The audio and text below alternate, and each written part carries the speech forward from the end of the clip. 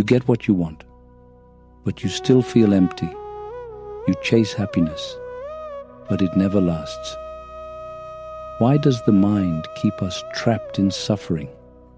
Buddhism teaches that suffering doesn't come from the outside world. It comes from the way our mind reacts to it. And if we don't understand this, we'll stay caught in a cycle of craving, dissatisfaction, and frustration.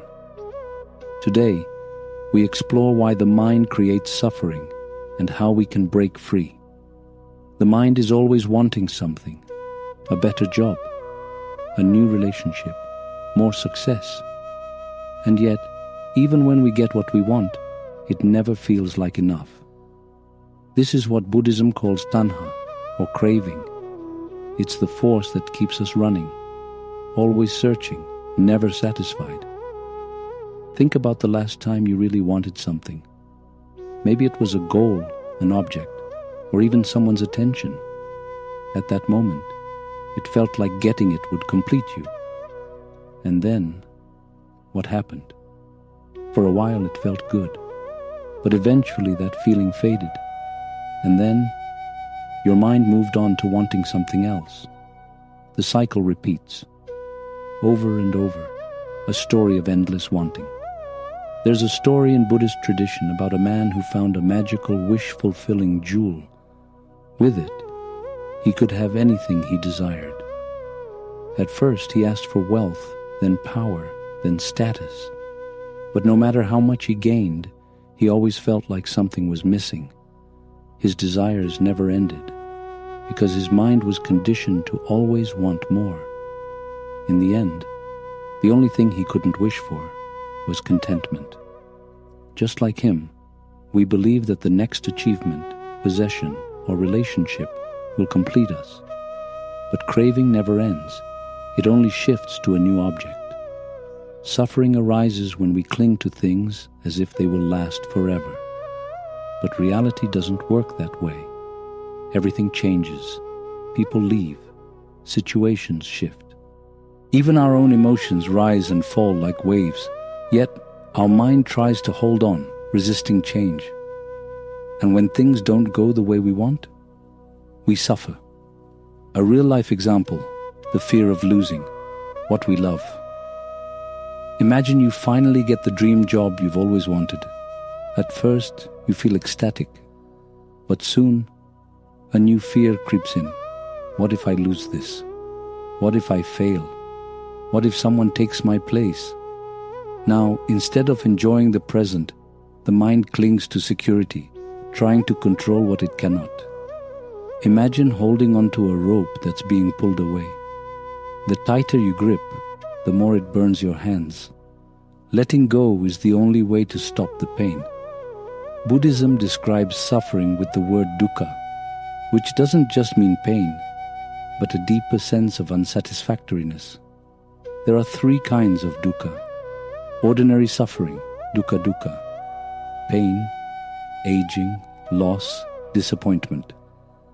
Suffering of change, viparinama dukkha, when happiness fades, when things don't last. Existential suffering, sankhara dukkha. The discomfort of having a mind that always wants, fears, and clings. Suffering is built into life, not because the world is cruel, but because the mind resists reality. Connecting to the Four Noble Truths. The Buddha taught that understanding suffering is the first step to freedom. This is why the First Noble Truth states, life contains suffering, not as a pessimistic statement, but as an invitation to see the patterns of the mind clearly. Because once we understand the cause of suffering, we can free ourselves from it. So how do we free the mind from suffering? The Buddha taught that freedom isn't found in getting what we want. It's found in letting go. 1. See craving for what it is. Notice how your mind always wants more. Observe it, but don't get caught in it. 2. Accept impermanence. Everything changes. Fighting this truth only creates suffering. 3. Cultivate mindfulness. The more present you are, the less power craving has over you. 4. Let go of attachment, just like the rope. Stop gripping so tightly, and suffering releases its hold. A practical exercise, mindfulness of craving. Try this. The next time you feel an intense desire, pause. Don't act on it immediately. Just observe it. Ask yourself, is this craving permanent? Will fulfilling it truly bring lasting happiness? When you see craving as just a passing thought, it loses its grip. The mind creates suffering by chasing what won't last and clinging to what's already changing. But there is a way out. When we stop running, stop grasping, and start seeing reality as it is, suffering begins to dissolve. Guided reflection. Take a deep breath. Notice your thoughts. Ask yourself, what am I holding on to? Is it fear, a past regret, a future expectation? Now imagine gently letting go, as if releasing a bird from your hands. Can you feel the lightness? If this resonated with you, consider subscribing for more insights into the mind and awakening. What's one thing you've struggled to let go of? Share your thoughts below. I'd love to hear.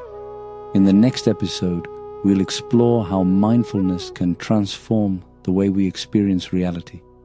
Until then, stay present.